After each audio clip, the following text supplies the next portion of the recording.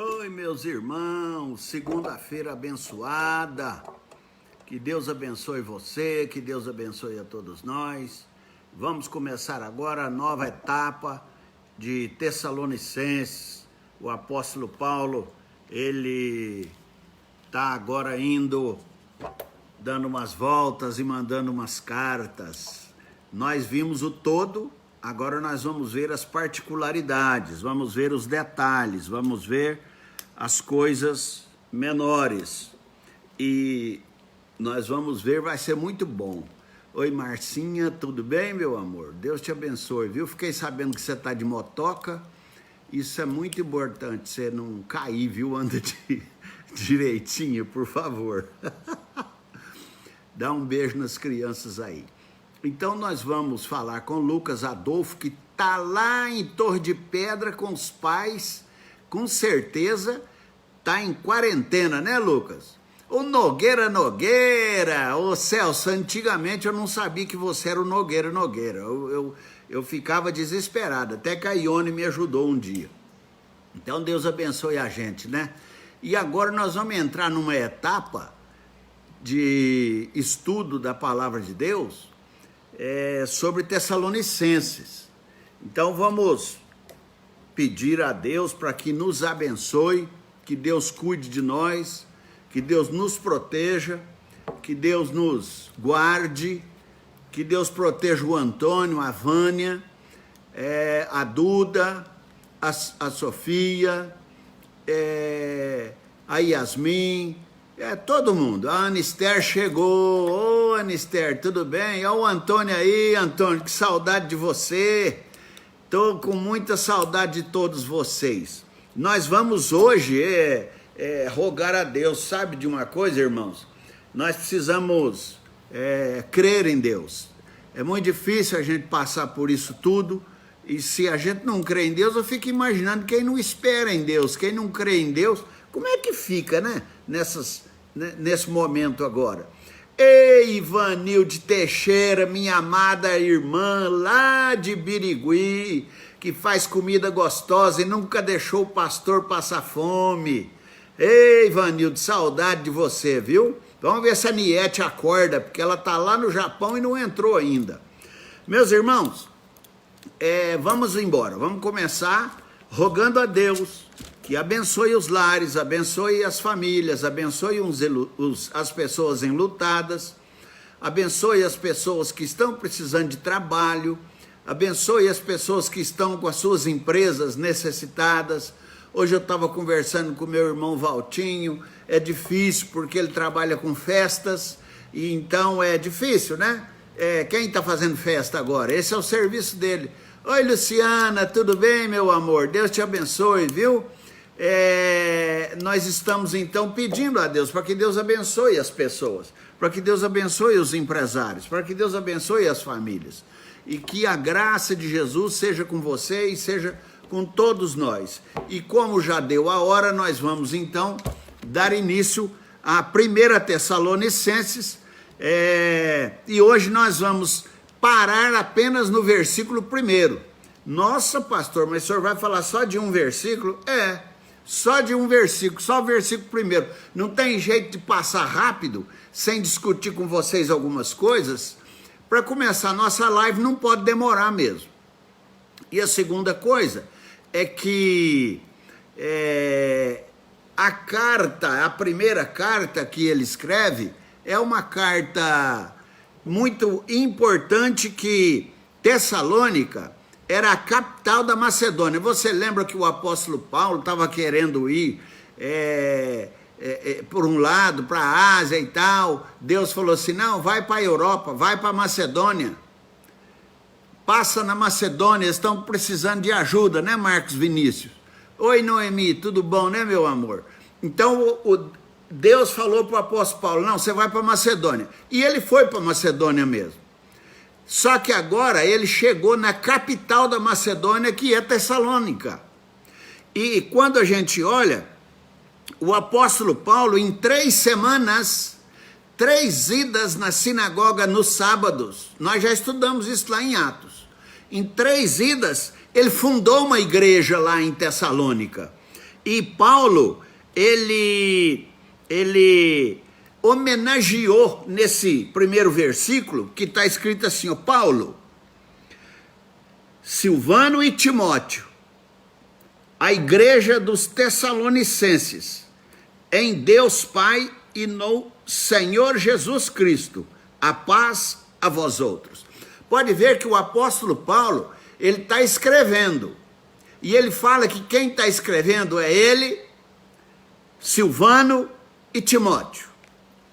Tá bom, vamos então ver que Paulo, ele homenageia o Silas é o Silvano, tá? Daqui a pouco eu explico isso. Ele homenageia o Silas e o Timóteo, porque eles fizeram a segunda viagem com o apóstolo Paulo. Então eles já conheciam esses dois companheiros de missão do apóstolo Paulo. E Silas, ele também acompanhou Paulo no lugar de Barnabé na segunda viagem. Você lembra que Barnabé queria levar João Marcos? E o Paulo falou, não, João Marcos não vai. Quem vai comigo, vou escolher. Escolheu Silas. Então Barnabé foi para um canto com o João Marcos, que era o sobrinho dele. A gente não tem informação maiores do que onde eles foram, porque nós estudamos as viagens de Paulo, então é Paulo, não é de Barnabé. E aí Paulo, ele levou exatamente Silas, e quando chegou em Listra, na segunda viagem, eles também pegaram Timóteo e botaram na comitiva deles. Então Timóteo também foi na segunda viagem. Se você observar, o Silas, ele foi preso com Paulo lá em Filipos. Os dois foram presos, encarcerados. Então esse primeiro versículo, quando o apóstolo Paulo fala assim, Paulo, Silvano e Timóteo, ele não está deixando de honrar os companheiros dele. Companheiro de prisão, companheiro de fuga, companheiro de evangelização, companheiro de batismo, companheiro de oração, companheiro de momentos alegres e tristes. Ele está homenageando e ele está falando para os Tessalonicenses.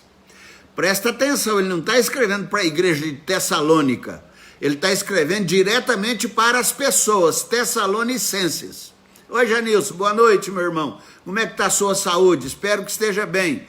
Grande Wesley, lá de São José do Rio Preto, meu companheiro de motoca. Deus te abençoe, Wesley.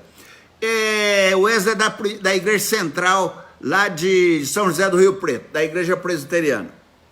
Então, voltando aqui, Silas, ele foi preso com Paulo, lá em Filipe. Timóteo, vocês sabem que o Timóteo, ele nasceu em Listra, e lá em Listra é que ele foi incorporado na comitiva do apóstolo Paulo na segunda viagem missionária. Bom, juntou-se com Paulo e com Silas nessa segunda viagem, e em Listra ele passou também, veja bem, Timóteo passou também, lá de Listra ele saiu com Silas e com Paulo, e passou em Tessalônica, por isso que ele era conhecido lá em Tessalônica, passou em Corinto também. É claro, além de ter passado em Filipos, porque não tinha jeito de chegar em Tessalônica sem passar em Filipos antes. Na estrada, né? Então era a mesma coisa. O Timóteo, ele foi com o Paulo na terceira viagem. E o Timóteo também foi com o Paulo para Jerusalém. Então Timóteo era companheirão, viu? Iranice, minha irmã amada de São Sebastião do Paraíso. O que acontece então? O apóstolo Paulo na terceira viagem, ele foi, Timóteo foi com ele. Paulo foi com Timóteo para Jerusalém, igual eu falei, e Paulo também e Timóteo, eles estavam juntos. Na primeira vez que Paulo foi preso lá em Roma, o Timóteo estava com ele. Companheirão, né? Fala a verdade. Presos juntos, evangelizando juntos, apanhando juntos, curando pessoas juntos. É maravilha. Então o apóstolo Paulo, ele está considerando os dois irmãos, os dois companheiros. Esses dois companheiros dele estavam com ele. Então quando ele escreveu para os Tessalonicenses, ele não deixou de falar. O Silvano, ou seja, o Silas e o Timóteo, eles estão aqui comigo, vocês lembram deles? Então, são aqueles dois moços que foram comigo, me ajudando, eles também estão aqui junto comigo, escrevendo essa carta para vocês, Tessalonicenses. Nós vamos ver uma coisa aqui, que eu queria que vocês pensassem. Pensem nisso. Ó, Baroninho, meu amado, fala, meu querido Barone. Uma coisa que eu quero que vocês saibam, é que o apóstolo Paulo, por isso que eu falei que o versículo 1 a gente ia falar só nele hoje. Pode ver que ele fala Paulo, Silvano e Timóteo. Eu já falei sobre os três. A igreja dos Tessalonicenses. Igreja de Tessalônica? Não, ele não está falando para tijolo. Ele não está falando para endereço de igreja. Ele não está falando de denominação. Ele está falando com ser humano, com gente, com pessoas. Nós três estamos escrevendo aos irmãos tessalonicenses. Nós estamos falando com os irmãos. Nós estamos falando com a verdadeira igreja. A verdadeira igreja são as pessoas. Você e eu. Nós somos igreja. O templo é apenas uma argamassa, é tijolo, que a gente pode derrubar ou não. Né, Niete do Japão? Até rimou. Deus te abençoe, Niete. Então a igreja em si somos nós. Por isso que o apóstolo Paulo faz questão de não escrever aos tessalônicos. Melhor dizendo, desculpa, a igreja de Tessalônica. Boris, acaba de chegar, meu amado. Deus te abençoe. Então, quando o apóstolo Paulo fala que nós três estamos escrevendo aos Tessalonicenses, ele não está escrevendo para os presbiterianos, ele não está escrevendo para os batistas, ele não está escrevendo para os católicos romanos, eles não estão escrevendo para os espíritas, eles não estão escrevendo para denominação, para bandeira, para nada. Eles estão escrevendo para gente que tem saudade, que sente cheiro, que corre risco de contrair vírus. Ele está exatamente nesse momento, falando para ser humano, falando para Anister, falando para Noemi, falando para Niete, falando para o Boris, falando para Márcia, falando para o Celso, falando para o Adilson, falando para a Cris, falando para ser humano, entendeu? Pode ver, ele fala para os irmãos, ele não está falando de prédio, ele está falando para o povo. E a igreja, veja só o que fala aqui, a igreja dos Tessalonicenses, e aí, em Deus. A igreja dos Tessalonicenses em Deus. Aqui nós vemos que a igreja, ela não tem vida própria. A igreja não basta ter dinheiro para sobreviver. A igreja não basta ter 1.000 ou 2.000 membros para sobreviver. A igreja não basta ser da melhor denominação do Brasil ou do mundo. Não basta. A igreja, gente, a igreja, se ela não tiver Deus nela, não adianta. Os membros da igreja podem ir todo domingo, os membros da igreja podem cantar bonito, os membros da igreja podem dizimar, os membros da igreja podem, pode fazer o que quiser. Mas é em Deus que a igreja se alicerça. O alicerce, a coluna forte é em Deus. Então ponha na sua cabeça que a igreja depende de Deus, a igreja vive em Deus. Então quando a gente fica falando assim, não, vamos dar um serviço para o fulano, porque aí ele fica na igreja, para com isso. Nós vamos dar o serviço para o fulano, mas é para ele trabalhar, porque ele já tem Deus, e ele sabe que na igreja tem Deus. A igreja não precisa de gente, de ser humano. É a gente, é o ser humano que precisa da igreja. Eu estou falando da igreja, não é de tijolo, da igreja de Jesus. Então o apóstolo Paulo dá uma grande aula para nós aqui. Que grande aula o apóstolo Paulo dá? Ele fala que a igreja vive em Deus, a igreja vive em Deus, a igreja vive em Deus, a igreja está em Deus, a igreja não está alicerçada na segurança, nas aplicações financeiras, nos membros dela que são da cúpula romana, nos membros dela que são da sociedade ribeirão pretana, dos membros... Não está alicerçada nisso não. Ele está falando... Ele está falando, eu estou escrevendo junto com meus 2 companheiros, estou escrevendo para vocês, seres humanos, que estão em Deus, em Jesus. Vocês sabem o que eu estou dizendo. Vocês estão embasados, não é em dinheiro, não é em posição social. Vocês estão embasados em Deus. É para essa igreja que eu estou escrevendo. Mas e se a igreja não for calvinista? E se a igreja não for neopentecostal? E se a igreja não for arminiana? Deus é Deus. Deus é Deus. Pronto. Entendeu isso? Se bem que você acha que o apóstolo Paulo era calvinista, não acha? Eu também acho. Então, sabe como é a igreja e Deus? Faz assim comigo, ó. Tem jeito de você viver sem ar? Tem um ser humano ali, uma carcaça. Mas se tirar o ar, e é assim que é a igreja. A igreja respira Deus, a igreja, ela inspira, ela expira Deus, é o oxigênio, tá ligado? É isso aí que eu quero que você entenda. Por quê? Hoje tem um tanto de crente, desculpa falar, eu estava conversando hoje com a irmã Ana Esther, que está aqui na live. Gente, como que a igreja mudou?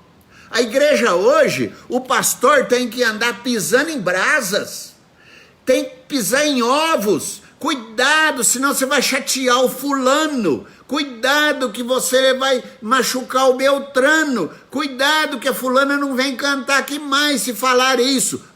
Não pode mais, a gente não pode mais ser profeta. Não pode mais ser pastor. A gente tem que ser político. A igreja mudou muito. A igreja de Deus é de gente humilde. A igreja de Deus é de gente que está servindo. A igreja de Deus é a igreja que depende de Deus, e não de pastor, e não de bandeira denominacional, e não de cor religiosa, e não. Eu estava conversando com uma irmã,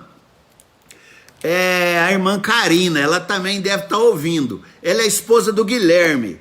O Guilherme é um menino tão bom que fica na nossa igreja, ele frequenta o grupo de oração, ele é um homem de Deus. Bom pai de família, bom pai dos 2 filhos dele, boa ovelha, ele é tudo. Aí ela falou assim, mas ele não batizou ainda. Eu falei, deixa, batismo não salva ninguém não, ele já é minha ovelha, já é crente, ele contribui com a igreja, ele faz tudo.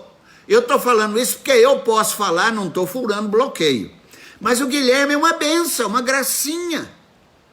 Mas ele é católico. É nada, ele é de Deus. Que católico que vai só na igreja presbiteriana?